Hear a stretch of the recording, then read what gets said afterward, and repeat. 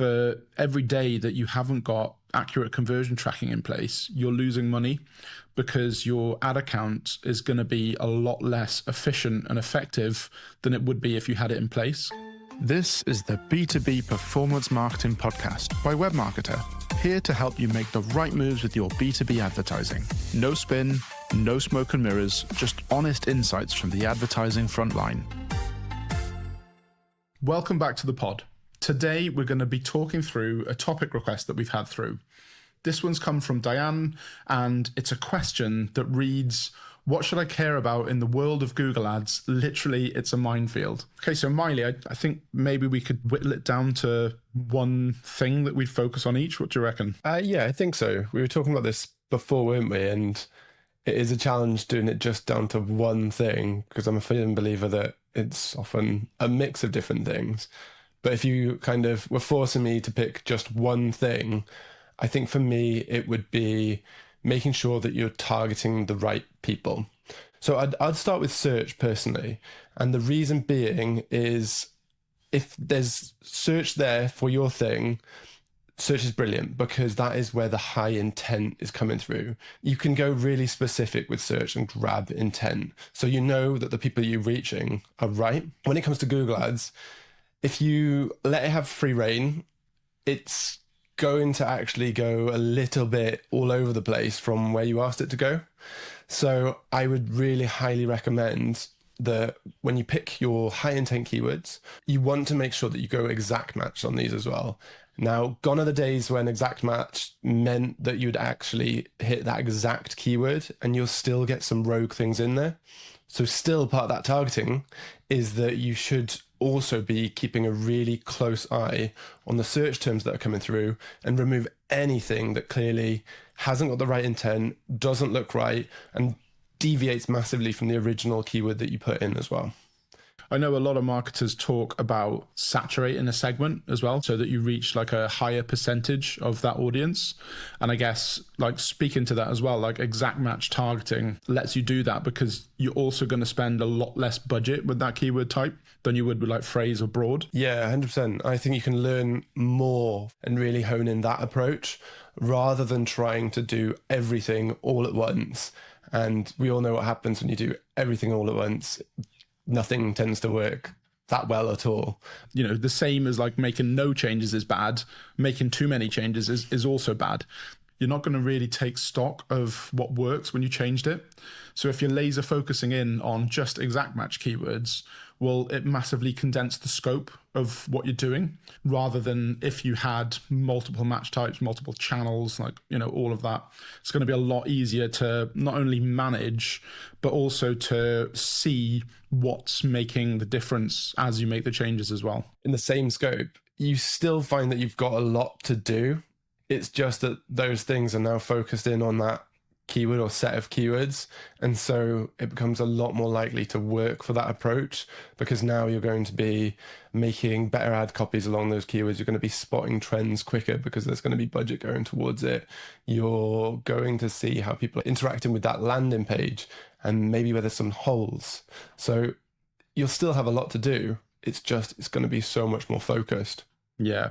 And I think for me, like if I was to choose one thing, it's not really an ongoing focus, but it's having really clean and accurate conversion tracking in place and having that in place as far downstream as you can. So making sure that your actual conversions in Google Ads are things like form fills, demo requests, inquiry, and you're not kind of muddying the data with less valuable conversions like email clicks or telephone clicks and things like that. And then also taking the time to integrate your Google Ads tracking with your CRM so you can start to kind of pare back the quality of those leads to the specific keywords, to the specific ad groups, campaigns, so on and so forth. Because over time, the data that you build is going to become more and more useful and insightful. And if you're gathering data over a long time horizon, 3 months, 6 months, 12 months, whatever it is, you can go back and you can look at the conversion data. You can ask what's actually working. And that's the point where it gets a lot more useful to bring on a specialist, because they can look at that data and they can spend a lot less time actually pointing you in a stronger direction. That's probably the main thing for me. You know, I'm a bit of a data head. I love looking through what's working and then creating a data back plan. But I think that conversion tracking is the one thing that you can't do retrospectively. So I almost say it's like, you know, having like someone at the door of a nightclub at an event. You know, when they're there, they can see who's going in and who's going out, and they can kind of click it through, count it off. But if you put someone there halfway through the night, well, there's no way of them knowing how many people have gone in or out before that. And conversion tracking is exactly the same thing. So it's really important to get it in place like as early as possible. And I actually think, in a way, conversion tracking is part of your targeting as well. Because without conversion tracking, you can't see what's working, what's not working. And so you're not really optimizing towards anything. So the two are really a non-negotiable duo that make every ad account better. Conversion tracking is hard. It's technically complex. And so like that sometimes stops people from taking action, because you know that it's going to take a bit of time and frustration to get it right. Because obviously there's one thing like having conversion data in place, so that's great, but making sure that it's complete and accurate, that's also really important. But the way that I'd position it to try and kind of put across how urgent it is that for every day that you haven't got accurate conversion tracking in place, you're losing money, because your ad account is going to be a lot less efficient and effective than it would be if you had it in place. Because it means that you can see the data, but it also means that Google can see the data as well. So it's able to look at each time it's going to bid on someone searching, and it's going to upvalue or devalue the bid on that person based on how likely they are to convert. So if you don't have that conversion data in place, you're actually potentially going to be paying over the odds for every click. That's my plea. That's my plea to make it urgent, is that for every, like I said, for every day you haven't got conversion tracking in place, it's costing you money, because your ad campaigns are going to be much less effective. And for those marketers listening, Lou, what would you say are the essentials of conversion tracking? Whoa. What things should they have in place? That's a nice curveball there, Miley. I think there's a few things. I think one of the things that gets overlooked a lot is that, and you know, I'm gonna go a little bit technical, so you know, apologies. Feel free to send me a message on LinkedIn if you want me to unpack this a little bit. But you know, it used to be the case that you'd always advocate for having a thank you page after the form fill, because that makes it really nice and clean to track a conversion. You know, anyone that hit this page means that they filled in a form, and obviously you make sure it's hidden from search engines and things like that. But now, you know, with things like consent mode going in place, it means that a lot of conversion data is actually hidden, because if people don't consent, then that data doesn't get passed back to Google to be processed. So one of the things that I would say, if it's possible, is to use, you know, what's called an event-based trigger in Google Tag Manager, which means that rather than waiting until someone hits a thank you page to fire a conversion, firing that conversion the moment someone fills in that form. Because when someone hits the thank you page, there's no data there for Google to use as part of its enhanced conversions, which is how it enriches conversion data. So like basically the data that you get lost from, you know, consent mode being in place, enhanced conversions try to gather back some of that data by taking things like name, email address, and phone number, you know, encrypting it, hashing it, and then looking against records like, you know, do we have Chrome users that match these details and things like that, to try and piece together more conversions for you. So when you use an event-based trigger, someone submits a form, and as that form is being processed, those details are available, and Google can try and recognize them and match them against users. So you get a little bump in the data as well. That's probably, you know, golden rule number one. Golden rule number two is something that's been coming up quite a lot recently, which is how do you categorize the different types of conversion actions? So like the question that I'm getting asked a lot at the moment is, should I have one conversion action for literally every single form? And the answer for that would be no.